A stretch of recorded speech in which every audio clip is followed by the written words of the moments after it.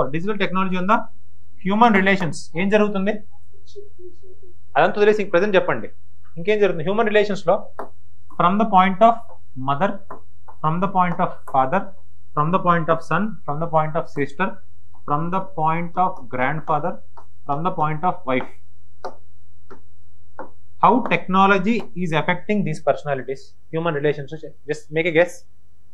From the point of mother, how technology is affecting? This is called digital socialization. We are in a word called what? Digital socialization. Mother ki son ki unna context digital socialization ఇప్పుడు change అయింది. There is a culture shift from iPad culture. ఇప్పుడు ఏంటంటే పిల్లలు ఏడుస్తున్నారు అంటే ఎత్తుకొని ఓదార్చడం secondary. Phone దేదో ఆసు బంద్ కర్దో, right? ఇదే context. అంటే ఇప్పుడు ఫోన్ ఇచ్చేస్తున్నాడు అంటే వాడు ఏం చూస్తున్నాడు ఏంటో సెకండరీ. వాడు రీల్స్ పైకి కొడతానే ఉంటాడు.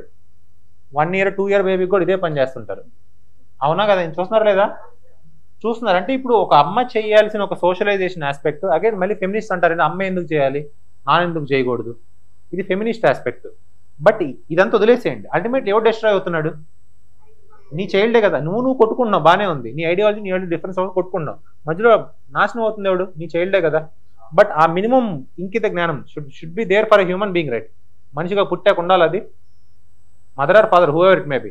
So there is an creating of relations. This is disturbing, right? This is disturbing your process of socialisation. Ultimately వీడు ఎక్కడికి వస్తాడు? సొసైటీలోకి వస్తాడా? That is the reason why culture personal effects your culture. Ultimately బయట సొసైటీలో కూడా అలా ఉంది అనుకుంటాడు కదా. So he seeks what? Instant gratification. He seeks what? Instant gratification. అంటే ఏంటంటే వాడు అడిగిన జరిగిపోవాలి.